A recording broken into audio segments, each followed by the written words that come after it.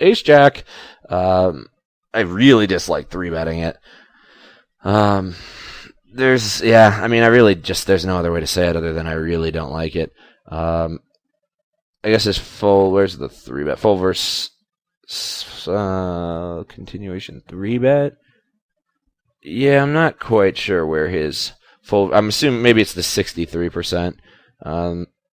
That feels about right. So that's probably his 3-bet and fold to 3-bet would be my guess. Let's just assume it's 63 for the sake of the video. I didn't get all of his stats as far as where they were, but it's a situation where when we're choosing a hand like Ace Jack, I would much rather choose like a junkier hand here, where like give me a 7-9 suited here all day. This is the kind of hand where if we're bluffing essentially, because if we ever get called, we're just in deep shit.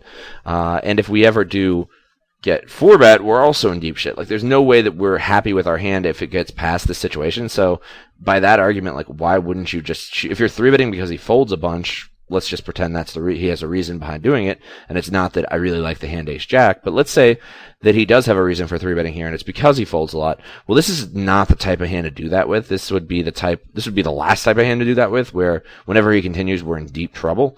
I would be targeting much more, again, like my kind of suited rule. I'll take an example from yourself at table 4, THProd, and take a look at kind of what you're doing there. This would be the type of hand I would decide for that. So I'm kind of confused as to why. Maybe he's tilting from having to lay down the ace-king. That's certainly possible. Certainly plays into my tilt conversation, whereas you've got so many hands being played at one time that you actually end up in a situation where like it's easy to tilt because you're mid-hand on another table, or very close to mid-hand on another table. So we'll go ahead and play the action. Luckily, the guy folds, but I think that's a situation where that's a bad exercise in hand selection there.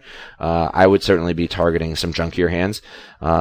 And I actually am curious to see if our villain here, or if our hero rather, does 3-bet kind of junkier hands ever when he targets somebody who's got a fold to 3-bet that's too high. So I got to talking too fast. I will slow it down now and think about how there's no circulation in my apartment. It is hot.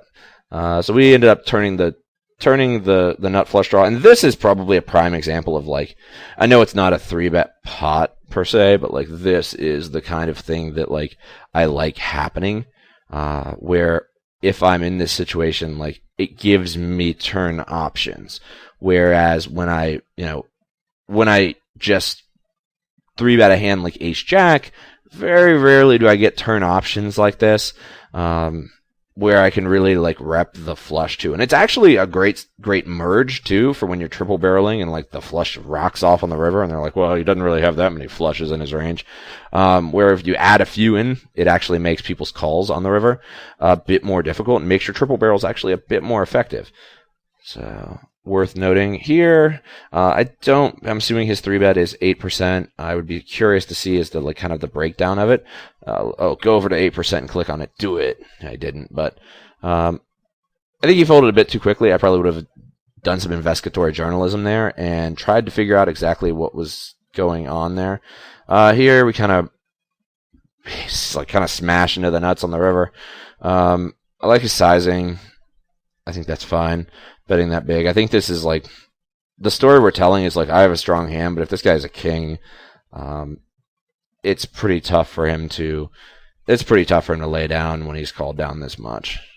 And if we do have a well-balanced triple barrel range, this is a spot where we could be bluffing that we ran the flush, which I doubt THProd does since he's playing 50-0, but that's certainly something to work into your game as you start developing relationships with these regs. Wow, time bank of 130 seconds. Hello, stars. How are you doing? I wish Merge had that. So he ends up folding. Unfortunately, again, our range looks pretty strong if we don't ever have any bluffs there, and it's certainly plausible that we don't ever have any bluffs there. 2 overs, backdoor, and a straight draw. I like that. This turn is just too bad to bet. We really can't tell the story that we want to. Like, the story of Once Upon a Time I Had a 4 makes very little sense when we were under the gun. It's an odd bet, too. No, he's going to check raise. Don't check raise.